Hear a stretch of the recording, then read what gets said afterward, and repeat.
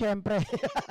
Apple of the eye, si Amy Marcos. Alam nyo, naging katawa-tawa at pinagtatawanan na lang ngayon si Amy Marcos. Kasi parang, itong si Amy, nakita ko, parang may nag-vlog ata, at nakita ko rin na talagang nilalangaw po nung nagsarili na itong si Amy Marcos. At ngayon, ang tanong ng taong bayan, sa pag-alis sa alyansa ni Amy Marcos, mga kababayan, may bilang ba siya? Napilayan ba ang gobyerno? Napilayan ba ang alyansa? Ang sagot ni Claire Castro ay ito, mga kababayan. Makulit talaga to si Attorney Claire, no? Tingnan natin kung ano yung kanyang ayan. Wait ah.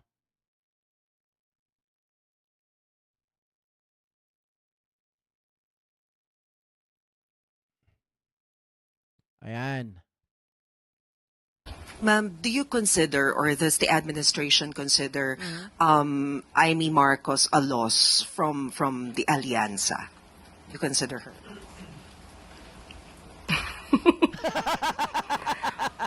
Ang kulit ng tawa ni Attorney Claire. Ma'am, do you consider, or does the administration consider, Amy Marcos a loss from the Alianza? You consider her? Parang, mga kababayan, no, isa lang ibig sabihin yan. Action speaks louder than words. Kung may bilang ba, etong si Super Ate sa palasyo or sa alyansa. May nawala ba sa kanila nung umalis si Amy, mga kababayan? Wala, in fact, sa totoo lang, mas gumaan ang buhay. Mas gumaan, parang nawala ng konti yung tensyon. Kasi nga, etong si Amy, nagpakita na ng tunay na kulay na hindi talaga siya para sa ikabubuti ng marami. Para lang siya sa ikabubuti ni Digong. Wala po ako masabi. Sa party po ng alyansa, ibibigay po natin kung ano man ang pananaw po ni ating campaign manager na si Congressman Toby Chanco.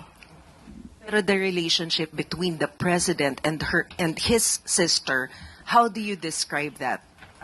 Is it still the same? Are they okay? May lamat ba?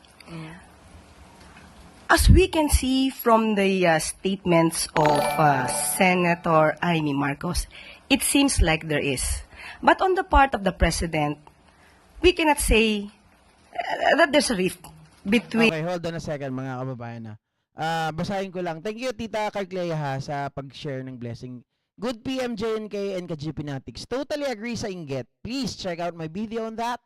Kunyari lang yan si Amy, former Senator Llamas, nagsabi din, Amy has lost her political savviness dahil sa, ano daw yun? Dahil sa inggit, she thinks she is better than PBBM. Well, mga kababayan, yung my point of view in regarding to that matter, tingin ko, dati pa yan eh. Dati pa yan. It is the rivalry between her brother tapos siya. Mga kababayan, kasi kung napanood ninyo yung kwento ng Made in Malacanang, di ba? Naakala natin it is the story of the Marcoses. Pero nag-focus doon kay Amy, mga kababayan. Pero pinapakita dito, Amy, parang less interest yung tatay nila, si Apo Lakay, sa kanya kaysa kay Pangulong Bongbong Marcos. Although itong si Pangulong Bongbong Marcos, nung kabataan niya ay medyo naughty, medyo makulit, party goer, di ba? Sabi. Pero si Amy, kahit ganun ang nakikita ng tatay nila, si Amy parang bilang isang babae, parang sinasabi na wala siyang kakayahan. Eh sabi din naman kasi sa Biblia, mga kababayan, dapat ang namumuno is lalaki. Kahit nga sa sambahayan eh, kahit sa bahay eh, 'di ba? Ang dapat na maging haligi ng tahanan is yung lalaki. Wala namang sinabi doon na haligi ng tahanan, babae. Walang sinabi na ganon. So sa isang bansa, dapat ang mamuno talaga lalaki. 'Di ba? Yun ang nakikita ko na kinaiinggit kasi ipinakilala na ni Pangulong Macoy, ni Apo Lakay, mga kababayan, at binabanggit niya na someday in the future, may isang Marcos na tatayo. May isang Marcos na magiging presidente. Mga kababayan, at hindi po si Amy yun. Kaya tingin ko, tama ka, Tita Carclea, inggit ang umiiral kay Amy. She think that she is better than her brother. Ang problema, mga kababayan, kung gusto mo pala na maging presidente, ang daming pagkakataon, Amy. Why don't you try, or why didn't you try, na tumakbo bilang presidente dati? Bakit hindi mo kinalaban si Pinoy? 'Di ba? Bakit hindi mo kinalaban si Gloria? Ba't hindi mo kinalaban si Erap? O bakit hindi mo naman kinalaban etong si Duterte? Instead, ang ginawa mo, nagpakatuta ka pa doon sa matandang loko-loko. Kasi if you think that you are better than your brother, di dapat tumakbo ka bilang presidente. Di ba? Hindi yung wala ka namang guts na tumakbo bilang presidente. Tapos gusto mo, mas magaling ka sa kapatid mo. And beside, mga kababayan, ang nakikita kasi ng tao, copy-paste exactly ni Apo Lakay, etong si PBBM. Hindi naman, wala naman atong binabanggit na copy-paste. Kasi sa mukha pa lang, malayong malayo na. Oy, joke. Joke lang guys. Hindi ko naman sinasabi na si Amy ay hindi anak ni Apo Lakay. Wala po ako sinabing ganon. Ang sinasabi ko po, malayo ang itsura. Kasi naalala ko na naman yung nag-content ako dati. Sabi ng mga viewer, hindi ata yan anak ni Apo Lakay, anak yan ni Arsenio Lacson. Ayop talaga. Hindi ko talaga lubos hindi ko makalimutan yung system na yun, yung time na yun na sabi nila anak ni Arsenio Lacson. Sabi ni Tita, pigilan mo ako, cousin Etelyn. Solis, uwi ako at sasumunutan ko yan si Amy. Nako, Tita, hindi ka makakalapit dyan. Bakit ka mo? Paano ka makakalapit kay Amy? May napanood mo ba yung isang viral video niya?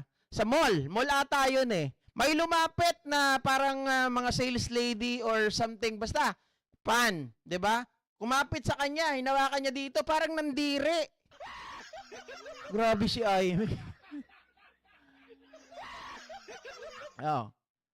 Sabi ni Ping, ako binoto ko si Marcos noon na tumakbo siya sa senador. Sino po? Si PBBM? O si Amy? Kasi pareho sila naging senador eh. Naging senador din si PBBM. First time naman ngayon ni Amy bilang senador. 'Di ba? Oh. Sabi Tita, correct, Go Philippines, mas kamukha siya ni Lacson pero gripuhan ka ni Mayora Peng pag sinabi. Oo nga eh. Number 1 yan si Mami Peng na angal. Sabihin niyo, oy, kahit ganun yan si Amy, hindi naman yan anak ni Arsenio Lacson. Wala naman ako sinabing ganun. Sabi ko lang, magkamukha sila. Di ba? ang lakas ng gayumang ginamit ni Digong kay Amy. Ano kaya yun, no? Alamin nga natin. Sabi ni Sir Leo, ang pananaw ko naman dyan kaka, sa 2028, magtatandem si Inday Fiona at Ate Baba. No. Hindi. Sir Leo, malabo yan. Nakulangan nga lang ako sa content. Hindi ako naagawa ng thumbnail eh. Naglabas na ng tawag dito, ng tandem sa 2028. Sara Duterte, Vice President daw si Robin Padilla. Di ba? Nabalitaan nyo na ba yon? Robin Padilla, Vice President ni Sara. Sabi naman ni Brenda Barton, if you look at Amy's face, she has the resemblance of Michael Jackson. Hindi, isa lang talaga yung nakikita ko na resemblance siya dito eh. Kay Arsenio Lacson.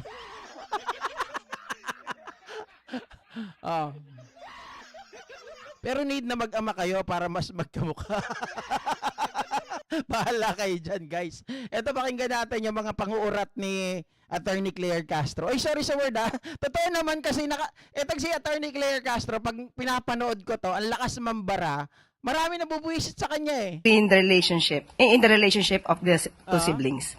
So, hintayin na lang po natin kung meron man sasabihin ng Pangulo. Wait lang. Hindi kaya si FLM at Amy ang tunay na magkapatid? Pwede.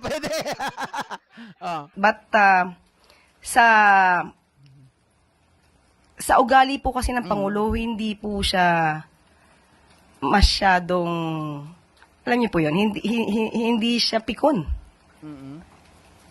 Kaya kahit anong banat, kahit nakita na niyo po si Senator Amy Marcos na nandoon sa Maisog Rally, habang binabanggit ng dating Pangulong Duterte ang paninira sa kanya, kay PBBM, wala po tayong nadinig. Wala rin po tayong nadinig na anumang hinanakit kung meron man mula sa Pangulo para sa kanyang kapatid.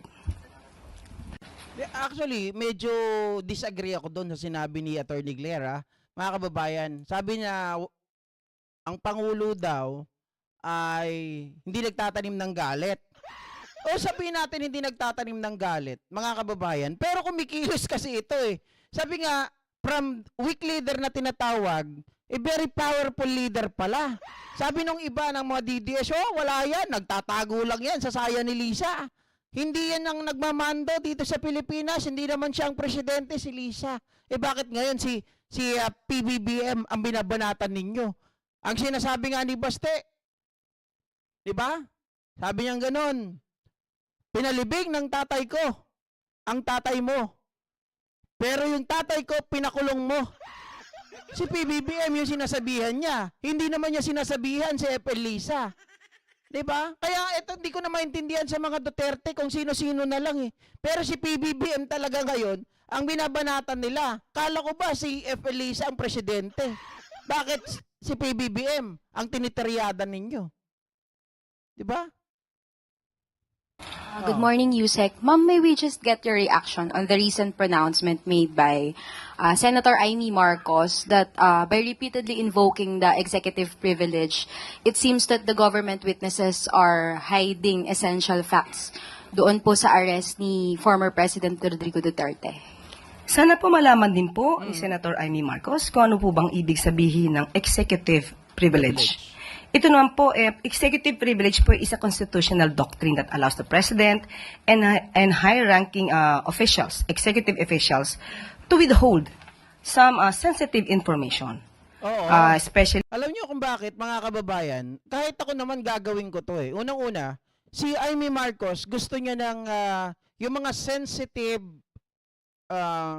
tawag dito, sensitive matter, or yung mga talagang hindi dapat nilalabas sa media, hindi dapat malaman ng madlang people, gusto niyang maungkat.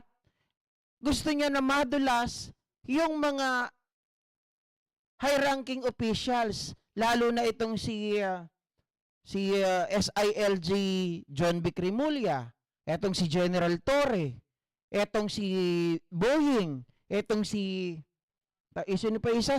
Secretary Anyo. Yun ang gusto ni Amy, madulas itong mga to at makakuha ng mga bagay na hindi naman dapat ipaalam at hindi malaman ng Pilipino. Kaya nga may executive privilege, may executive meeting sila lang ang dapat nakakaalam nun. E di sana, Amy Marcos, simple lang eh. Alam mo, hindi mo naiintindihan yung mga bagay-bagay. Executive nga yun, di ba? So, ibig sabihin, kung gusto mo naman palang malaman, di sana hindi na sila nag-executive. Kung gusto nila itong ipaalam, yung kanilang ginagawa na pag-uusap, hindi na sana sila nag-executive meeting. Dapat public meeting na lang. Tama? From the word itself, executive. Ibig sabihin, mga kababayan, yung pag-uusapan dyan ay talagang mahalaga. Yung mga pag-uusapan dyan, sensitive matter, sensitive information na hindi dapat basta-basta ipinapaalam sa mga tao. Kasi, if I remember it right, mga kababayan, gustong masabi ni Amy, gusto niyang palabasin sa mga bunganga ng mga nasabing high-ranking official kung paano plinano, kung paano yung step situation, kung ano yung pangyayari from the moment na natanggap nila yung warrant of arrest galing sa Interpol, kung ano yung nakasulat dun sa warrant of arrest, mismong warrant of arrest ka, nakasil nakalagay nga dun, secret diba? Si Amy, ganun ang gusto niya mangyari, na ang lahat ng ito ay ma-divulge para sa ganon makakuha sila ng pang-counter nila sa administrasyon. Kahit ako, isang presidente, bakit ko gagawin? Kung may batas naman na ganyan, why don't we use it? Di ba? Sabi ni Marie E, ang ugali ni PBBM halos nakuha niya kay Apulacay. Sabi ko nga halos complete copy, 'di ba? Carbon copy, complete copy ni Apulacay. Talagang tahimik pero matinik, mga kababayan. Actually, kung ito po ay magkakaroon na po ng encroachment ng isang branch over to another branch. Kasi ito pong Alam nyo, Pinglac Samana, I have a conclusion din na possible yung nanggaling yung nilabas na text message ni Tunying, mga kababayan, is coming from Amy. 'Di ba? Kasi kung napapansin niyo may binabanggit silang GC, so magkakasama itong mga to. Or pwede rin naman na yung na yan, hindi pwedeng kay Amy. Kasama talaga sila sa GC. Tapos itong si Tunying, baka may nag-utos na ilabas yun para magamit ng iglesia.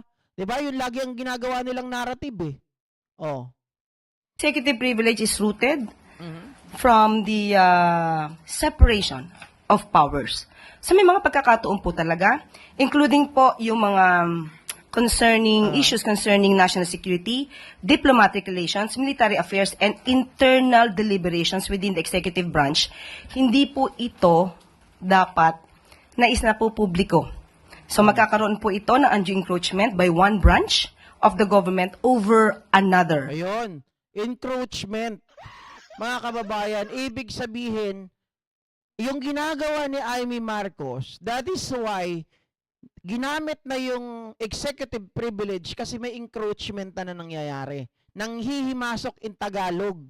Meron tayong separation of powers, Amy Marcos. Hindi mo ba nauunawaan yung tinatawag natin na separation of powers? At ikaw, bilang isang, sabihin natin, ikaw ang committee ng foreign relation na yon. Pero ikaw ba, meron ka bang kaalaman tungkol sa mga international law?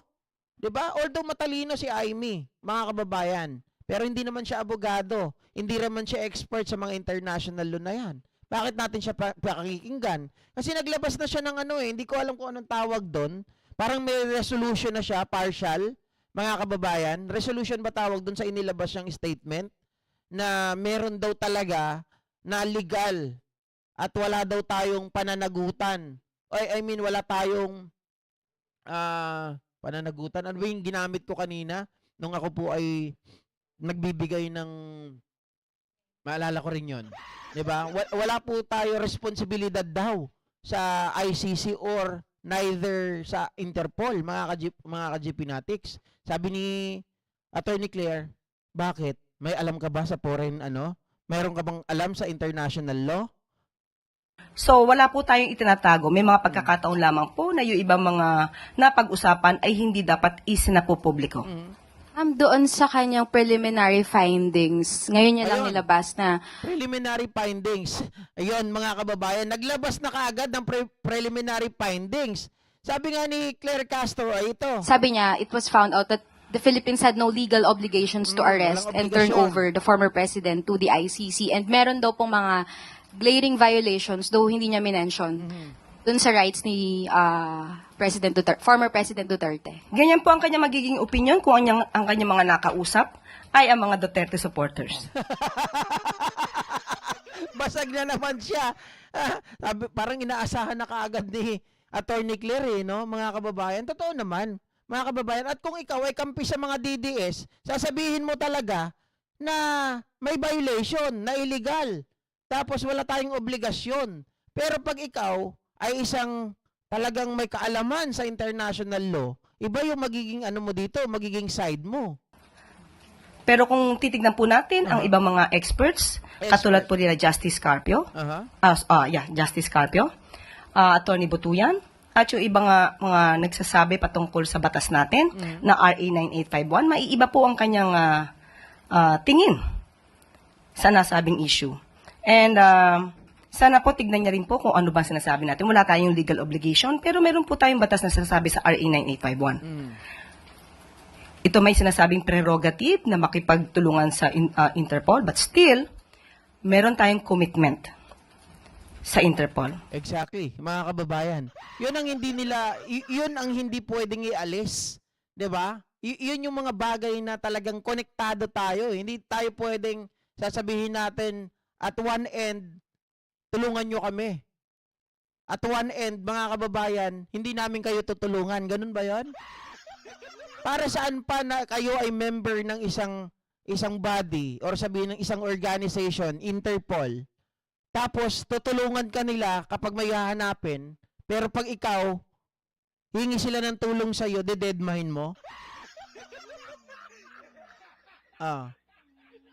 Yan pa ang isa eh. Tama yung sinabi ni Attorney Claire.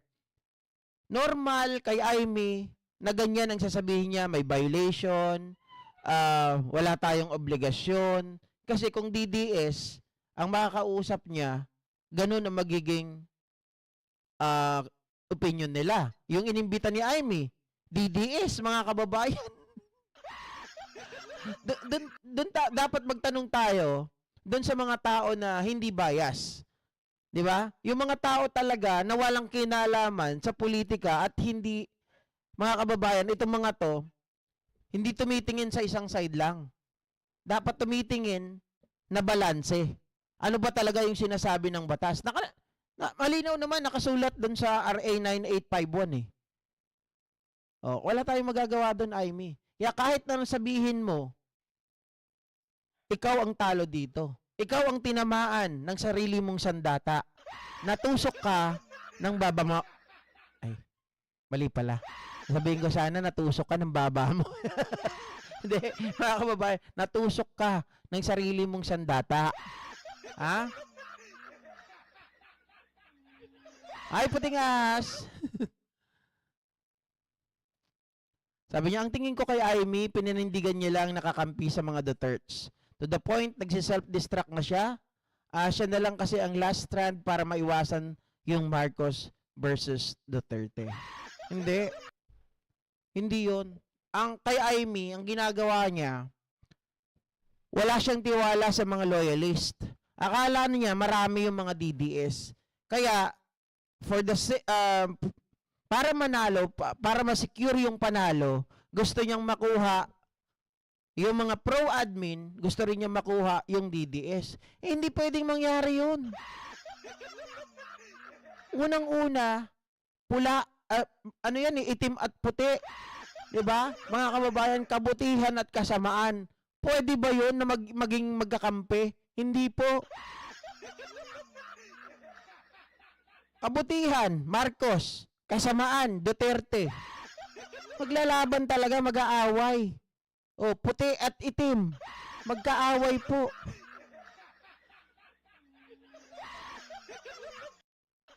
Sino bang kawawa dito? Siya lang din naman. Kita nyo sa survey ngayon?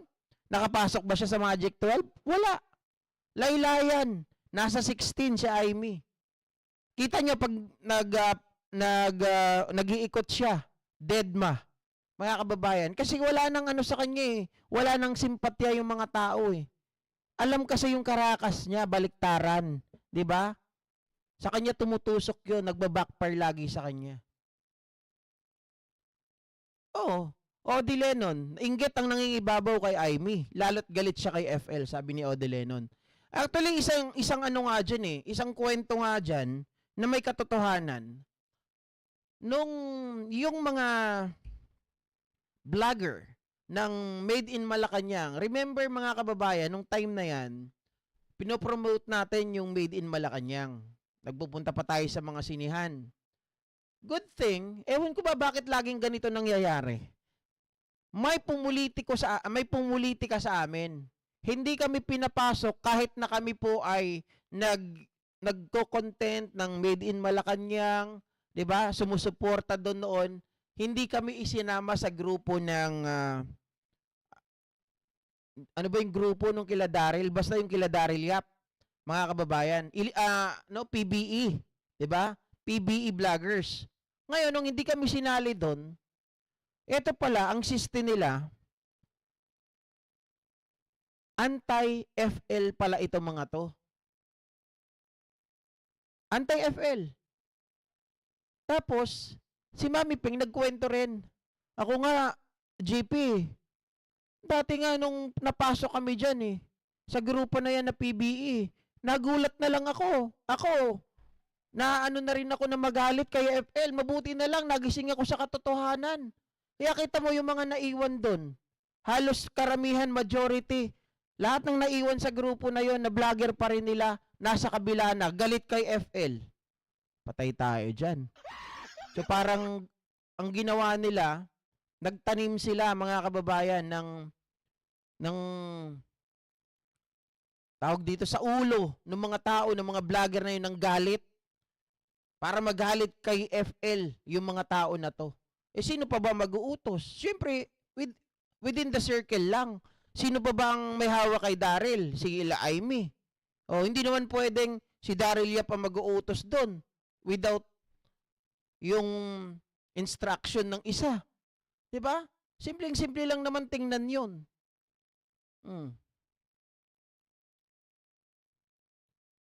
Yes, Odi Lennon.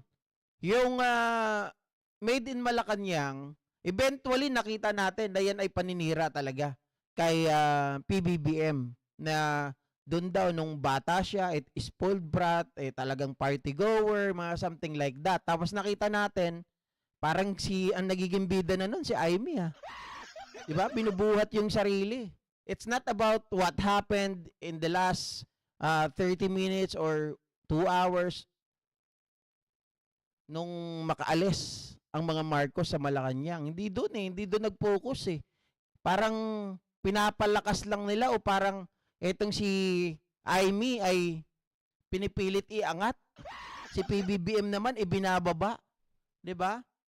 Oh, Ma'am Lori Mamawag, shoutout sa iyo. Elena Capistrano, pinalabas lang sa atin ng Panginoon na kung sino ang dapat natin iupo nang hindi sumaglak ang bansa nating mahal na Diyos, ang Pilipinas. Tama po kayo dyan. Anyway, mga kababayan, magandang gabi po muli sa ating lahat. Hanggang dito na lamang ang ating live streaming. At medyo natutuyo na yung mga labi ko. Hanggang sa susunod po, mga kababayan, salamat sa mga nag-share ng blessing, Tita Carclea, Tita Eteline. Sa lahat po nag-like ng channel na to, sa lahat po ng subscriber natin, maraming salamat po. At mga kababayan, since nandito na rin po kayo, sana po, supportahan din po natin si Tita Carclea. Mamaya may live yan. Di ko lang alam kung ano oras, mga 10:30 ata yan. May ano ka ba, Tita? Pwede mo na i-promote yung channel nyo. Diba? Para po masuportahan din natin, mga kababayan. Alam nyo, sabi ko nga, hindi ako makakapagpatuloy hanggang ngayon kung wala po si Tita Carclea. Isa po yan sa talaga nag-motivate sa akin nung na-demonetize si Go Philippines 2.0. Hindi po ako niyan tinantanan. Talagang hanggang sa dulo nakaagapay hanggang ngayon. Mga kababayan, malaki na yung channel natin pero nakaagapay pa rin si Tita Carclea. Siguro naman, it's about time na ako naman po ang umalalay sa kanya. Nakikiusap po ako sa inyo, mga kababayan, mga ka-GPnatic, support din natin Tita Carclea. Okay? Bye guys!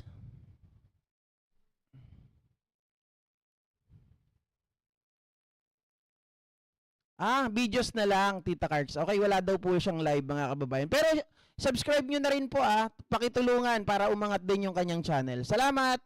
Bye! Buyers! Mabuhay ka ka GP hanggat gusto mo. Thank you. Sir Tony